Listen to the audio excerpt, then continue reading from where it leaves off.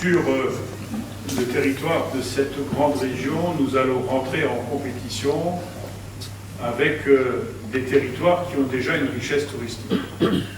Lorsqu'on dit Champagne et lorsqu'on dit Alsace, la marque sonne aux oreilles. Et la promotion n'est pas difficile à faire.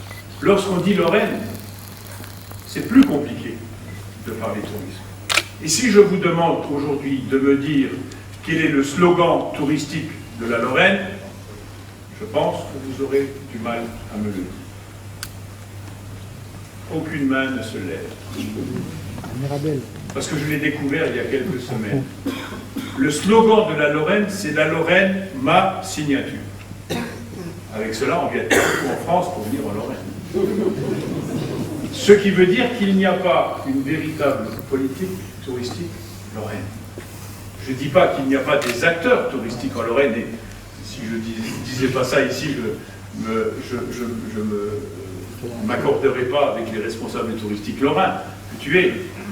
Mais je pense qu'on n'a pas aujourd'hui composé, constitué, élaboré, créé une vraie offre touristique. La Moselle aujourd'hui, c'est 15 000 emplois dans le tourisme. Mais nous n'avons pas su, pour l'instant, structurer l'offre touristique. Nous n'avons pas su afficher la marque Lorraine ou la marque Moselle. Il nous faut donc partir du territoire pour, de façon hiérarchique, bâtir une offre touristique des territoires des 4 départements et ensuite de la grande région, puisque de la carte des territoires va disparaître la Lorraine, comme va disparaître l'Alsace, comme va disparaître la Champagne-Ardenne, même s'il restera Champagne, mais pas pour les mêmes raisons. Parce que là-bas, il y a une marque qui symbolise un territoire. Comme l'Alsace, il y a une marque qui symbolise un territoire. Et donc, je pense qu'il faut structurer l'offre touristique. C'est ce que nous sommes en train de faire en Moselle. De travailler avec les intercommunalités pour que chacune des intercommunalités prenne la compétence tourisme. Aujourd'hui, sur les 34, il y en a 7 qui ont pris la compétence tourisme, alors qu'elles ont toutes la compétence économique. Ce qui veut dire que 27 d'entre elles considèrent que le tourisme ne fait pas partie du développement économique. Et ça ne correspond pas du tout à la question que tu viens de me poser. Parce qu'elle doit être source de développement.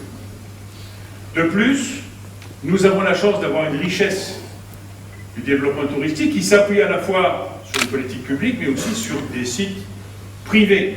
Et quand dans la fréquentation en Moselle, des meilleures fréquentations en Moselle, ce sont d'abord les sites privés. Center Park, Parc de Sainte-Croix, Zoo d'Amnéville, Walligator. Ce sont les sites les plus, et naturellement, des sites publics comme le Pompidou. Et donc, nous devons bâtir avec nos bientôt 21 intercommunalités un produit touristique, un projet touristique qui parte de la base. Et qu'à partir de là, nous produisions la marque Moselle au travers de la création d'une agence d'attractivité mosellane qui allie à la fois l'économie et le tourisme, qui fasse la promotion du tourisme en Moselle, parce que les Mosellans ne connaissent pas la Moselle. Testez sur vos territoires pour savoir si on connaît tous les sites mosellans, si on a été fréquenter tous les sites mosellans. Donc là, il y a déjà une promotion interne à faire. Et ensuite, il y a une promotion à faire dans la future grande région. Et il y a une promotion à faire depuis la grande région vers l'extérieur, en allant chercher au grand large, européen, voire au-delà. Et je pense, par exemple, au tourisme généré par des touristes chinois. C'est un exemple. Aujourd'hui, le tourisme chinois, c'est environ 3 à 4 millions de personnes qui, tous les jours, tous les ans, viennent alimenter le tourisme européen. La durée moyenne de résidence touristique d'un Chinois, c'est entre 8 et 10 jours. Le pouvoir d'achat, c'est 1 000 € par jour.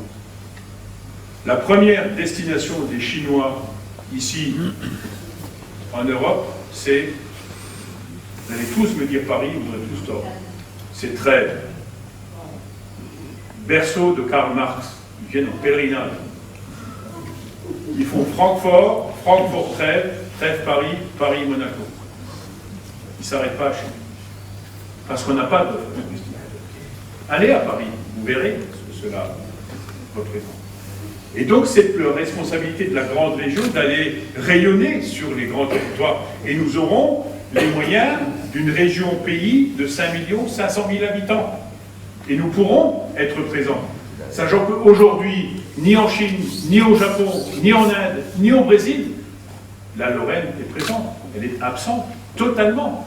Lorsque vous allez, par exemple, à Shanghai, et j'y ai été, vous avez une mission Rhône-Alpes, très présente, qui vante les mérites de Bocuse. Je prends un exemple. La Lorraine n'est pas présente. N'est pas présente. Et là, il y a un travail en profondeur à faire depuis la région, en bâtissant sur chaque département une politique touristique. Cela est absolument essentiel. On a des valeurs à défendre. Robert Schuman, on dit Robert Schuman, en Moselle, à l'extérieur de la Moselle, on connaît. Sur notre grande région, on dira Charles de Gaulle, on dira Albert Schweitzer.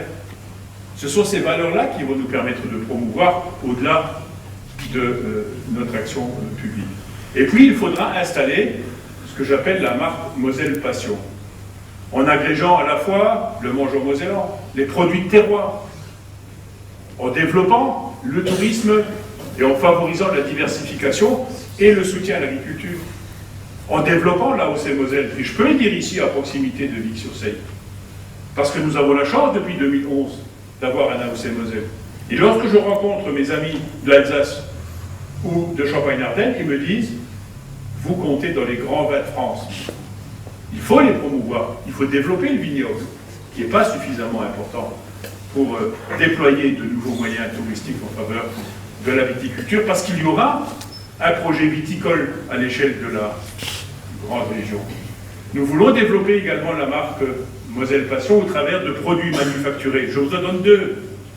Les boules de Meisenthal.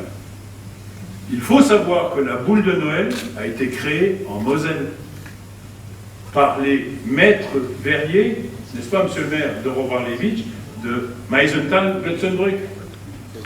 Je dis toujours aux Alsaciens, le sapin, il est alsacien, mais il ne vaut rien sur les boules de Noël de Moselle.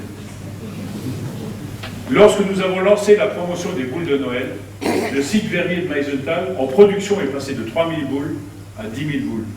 Il va présenter, je présente avec lui la semaine prochaine à Meisenthal, la nouvelle boule 2015.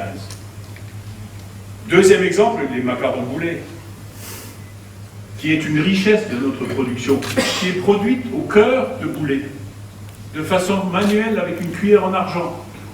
On ne connaît pas ces produits.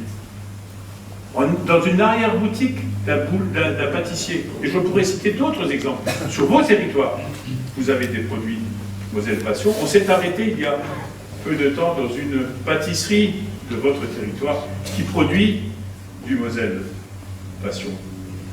Et donc, c'est tout cela, la Moselle gourmande. La Moselle gourmande est exceptionnelle. Vous avez des enseignes gastronomiques. C'est tout cela qu'il faut promouvoir et le faire avec les territoires. Et donc, bâtir, depuis les territoires, depuis la Moselle, un produit touristique à l'échelle de la grande région. Et donc, le tourisme doit être facteur d'attractivité et de développement touristique. Cela est essentiel. Comme les politiques culturelles, comme les politiques de sport de haut niveau, c'est essentiel, c'est indispensable. Il y va de l'attractivité de notre territoire. Mais il faut que la Moselle contribue, participe, soit pilote dans ces politiques publiques. C'est tout cela le sens de l'action que nous conduisons, pour certains d'entre nous, à l'échelle de la Moselle, que nous allons conduire à l'échelle de la grande région. C'est l'enjeu de cette élection. C'est un enjeu fondamental pour notre avenir à toutes et à tous, qui n'est pas un enjeu politicien, qui n'est pas un enjeu idéologique, qui est un enjeu économique et social et culturel. Cela est indispensable. Il faut qu'on marque la particularité de la Moselle sur le territoire. Et j'espère que vous avez compris que nous avons cette passion, cette volonté, cette conviction de défendre la Moselle dans cette grande région, dans une volonté de le faire avec la particularité de chacun de nos territoires, sans parler idéologie, sans parler doctrine ou dogme, mais véritablement dans une politique de proximité. Deuxième question. La première était toujours la plus compliquée, donc on passe à la deuxième. Oui, je vous en prie. Bernard Calquetera, je suis le maire de la commune de Marsal. Vous venez d'évoquer la marque Moselle Passion. Et dans notre territoire du Saulnois, on a la chance d'avoir 3 sites importants de Moselle Passion. On a l'étang de l'Indre, on a le musée de Vic et on a le musée du sel de Marsal. Et en tant que maire de Marsal, je suis un peu inquiet sur l'avenir du musée départemental du sel de Marsal. Et je sais que, bon, on doit faire des économies, et le département est le premier à faire des économies, et des études ont été lancées dans ce sens-là sur les sites Moselle Passion, et l'éventualité de la fermeture du site de Marsal m'inquiète beaucoup, dans la mesure où ce qui a été indiqué, c'est on ferme le musée du sel et on transfère la collection à Vic-sur-Seille. Alors quand on connaît un peu les structures de part et d'autre, quand on connaît aussi toute la passion que le musée du sel a développée sur le territoire depuis près de 50 ans pour arriver à ce qu'il est aujourd'hui, je dirais que la disparition ou la fermeture du musée du sel, pour nous, c'est pas envisageable. On ne peut même pas y penser. Alors, j'aimerais partir ce soir, que vous me rassuriez sur l'avenir de notre musée. Voilà. Merci de cette question. Je savais qu'elle allait naturellement être posée. C'est légitime. Alors, mais ce n'est pas au candidat que vous parlez. Mais c'est pas grave, c'est le président qui va vous répondre. C'est aussi le candidat. Oui, vous avez raison. Je vais essayer de replacer ça un peu dans son contexte. D'abord, le contexte administratif et financier. Les départements comme les communes se voient, et les régions et les intercommunalités, je parle à chacune et chacun d'entre vous, se voient aujourd'hui réduit leur dotation de fonctionnement payée par l'État. Pour le département de la Moselle, nous avons eu déjà l'année dernière, et nous l'avons de nouveau cette année, subi une diminution de 18 millions d'euros, diminution de 18 millions d'euros de la dotation de l'État. Donc 18 l'année dernière, cette année, l'année prochaine, 18 plus 18. On vous a dit, ben, la première, vous avez déjà pris l'habitude, on vous en met une deuxième couche. Et en même temps, nous avons une augmentation de nos charges de solidarité de 22 millions d'euros. C'est quoi? C'est le RSA qui augmente entre 5 et 10%. Non compensé par l'État. C'est 150 millions d'euros. Et on a une augmentation de 10 à 15 millions d'euros d'augmentation du RSA, que nous payons sans être compensés par l'État. C'est la part, l'aide aux personnes âgées, que nous assumons financièrement seuls, avec une augmentation générée par une perte d'autonomie qui croît et par un vieillissement qui s'installe. Tant mieux pour nous. Nous avons une augmentation aujourd'hui du nombre de personnes bénéficiaires de ce qu'on appelle la PCH, prestation compensatrice de l'handicap. À la maison départementale pour le handicap, on a 20 nouvelles demandes par jour de reconnaissance de l'handicap qui nous arrivent à la MDPH. 20 nouvelles demandes par jour. C'est l'enfance en difficulté qui nous préoccupe, que nous avons à assumer seuls 118 millions d'euros, 2000 enfants qui sont placés sous ma responsabilité. Et la situation familiale de notre pays et le délitement de la famille dans notre pays produit malheureusement une enfance brutalisée dès le plus jeune âge. Il n'y a pas une semaine qui passe sans qu'on me cite une situation dramatique d'un enfant ou d'une fratrie qui a subi les folies des parents, les folies des papas, des mamans, des frères ou des sœurs, sur lesquels nous devons. Nous avons là une augmentation de 22 millions. Ce qui fait 22 et 18, 40 millions d'euros d'économies à trouver en 2016, en additionnant les économies qu'on a déjà faites en 2015. Et nous sommes en préparation budgétaire avec Fernand, il pourrait vous le dire. Et en plus, le gouvernement nous dit, maintenant, on va commencer à s'attaquer à la CVAE, l'ancienne taxe professionnelle, qui aujourd'hui représente pour le département 94 millions d'euros de recettes.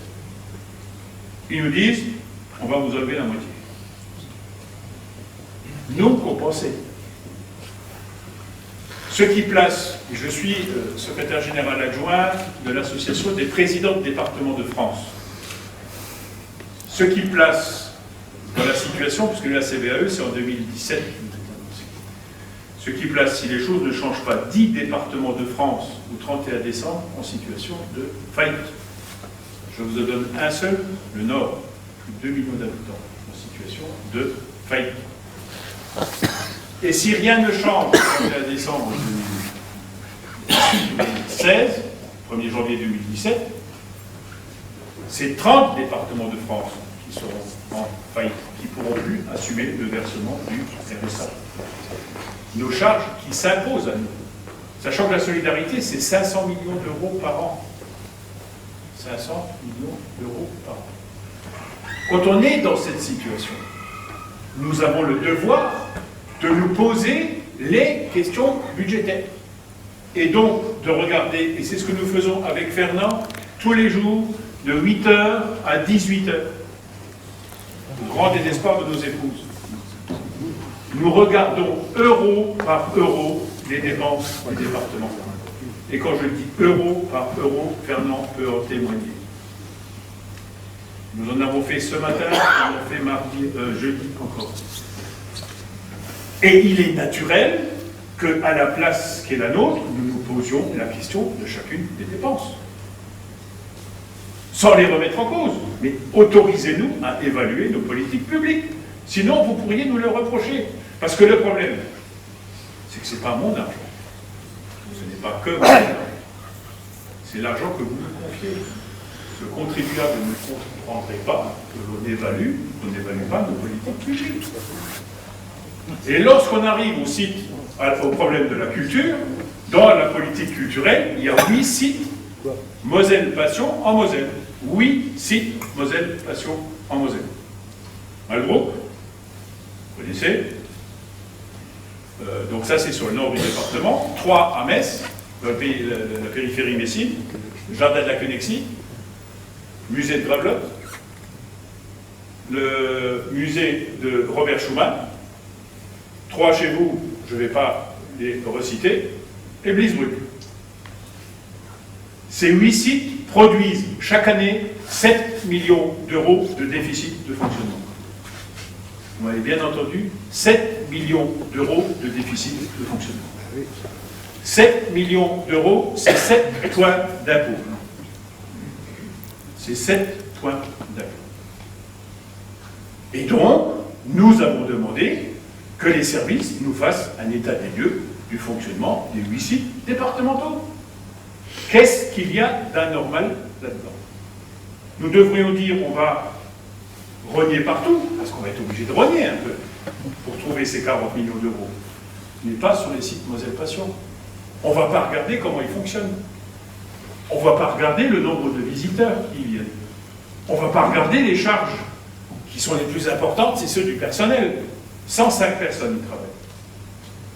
Ben si, j'ai le devoir de regarder le fonctionnement des 8 sites Moselle Passion. Et nous avons confié, le bureau du département a confié au service culturel de faire une étude, une analyse, un diagnostic de chacun des sites. On a constaté qu'on a une fréquentation qui perd 10% chaque année, alors que les charges augmentent et que le personnel elle-même. Ça, c'est juste plus possible. Ça, c'est juste plus possible. Et donc, il faut à la fois trouver des économies de fonctionnement, et c'est pas un gros mot, je vous dis, et c'est à la fois trouver des recettes générées par une fréquentation plus importante. Et c'est toujours pas un gros mot. Alors, une année, on m'explique, en 2014, on n'a pas eu une bonne fréquentation parce que M. le Président, il n'a plu.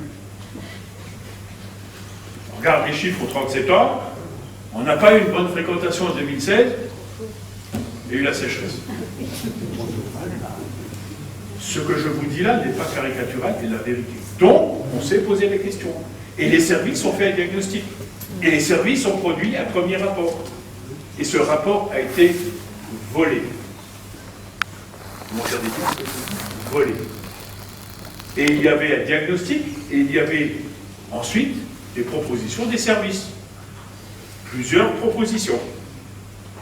Est-ce qu'on continue à faire autant d'animations alors que ça ne produit pas plus de fréquentation?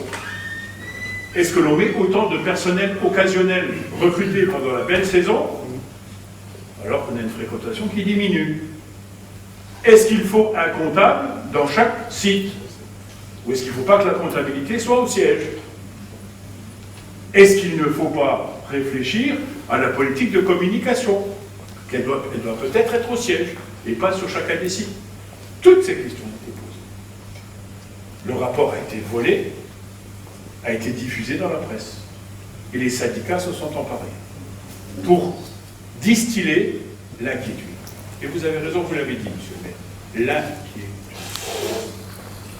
Nous avons refait une deuxième réunion, parce que c'était un premier état des lieux, et on a regardé quelles étaient ensuite les propositions qui étaient faites. Et un deuxième rapport a été établi, un deuxième vote a été commis. Et la presse en a été destinataire. Ce qui nous a valu des articles grammatiques.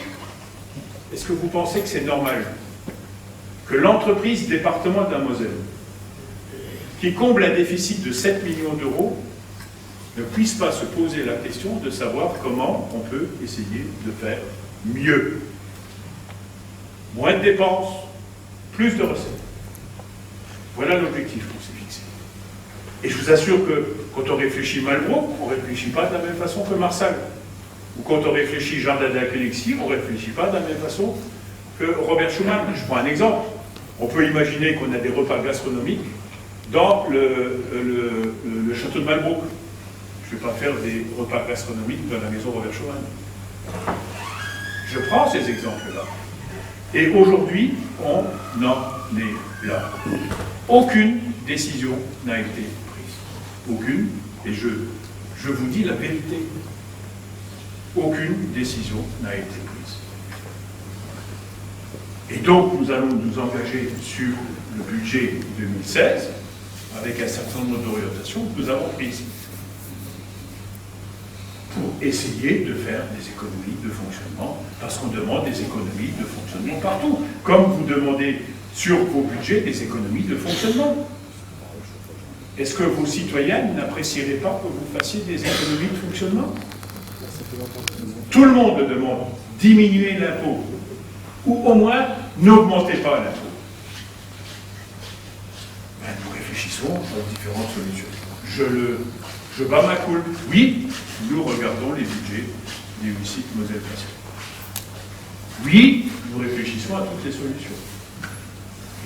La fermeture de l'un ou l'autre des sites, pour l'instant, ce n'est pas adapté. Parce que je ne sais pas. Mais ce que je sais, c'est que lorsqu'on décide de fermer les sites, ou 6 sites Moselle Passion durant la période hivernale, on ferme 8 sites mosellans pendant la période hivernale. Oui. Parce que lorsqu'on a 5, 6, 7 visiteurs par jour, on n'a pas besoin d'avoir 4 ou 5 fonctionnaires qui les accueillent. Voilà. Mais ça, ce sont des choses que je considère comme relevant du bon sens. Du bon sens du gestionnaire. Donc voilà où on en est aujourd'hui. Aujourd'hui, nous n'avons pris aucune décision. Le bureau va avoir à analyser ces dossiers. La majorité va se poser des questions. Je vais me déplacer sur chacun des sites Moselle Passion pour rencontrer le personnel. Pas les représentants syndicaux qui utilisent les documents volés. Ça, je leur ai dit. Je vais rencontrer chacun. Je vais aller sur chacun des sites Moselle Passion discuter avec le personnel.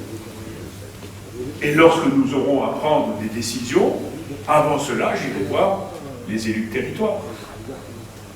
Parce que je me rends compte, et c'est pas provocateur, c'est que les territoires commencent à se rendre compte qu'il y a des cibles Moselle-Passion sur leur territoire lorsqu'ils entendent qu'on risque de les fermer. Et moi, j'aimerais qu'ils participent un peu à l'animation des sites. Pourquoi pas qu'ils contribuent au financement, au rayonnement? Parce que toutes les questions fondamentales vont se poser à nous. Et elles sont essentielles. Parce qu'on n'a plus les moyens de payer entre 6 et 7 millions d'euros de déficit de fonctionnement. Mais je le dirais à Malbronc de la même façon, je le dirais dans le pays Message de la même façon, je le dirais à Brugge de la même façon. Parce que dans les entreprises qui vous emploient, les questions-là, vous vous les posez aussi. Parce qu'en plus, nous, ça fonctionne avec l'argent public.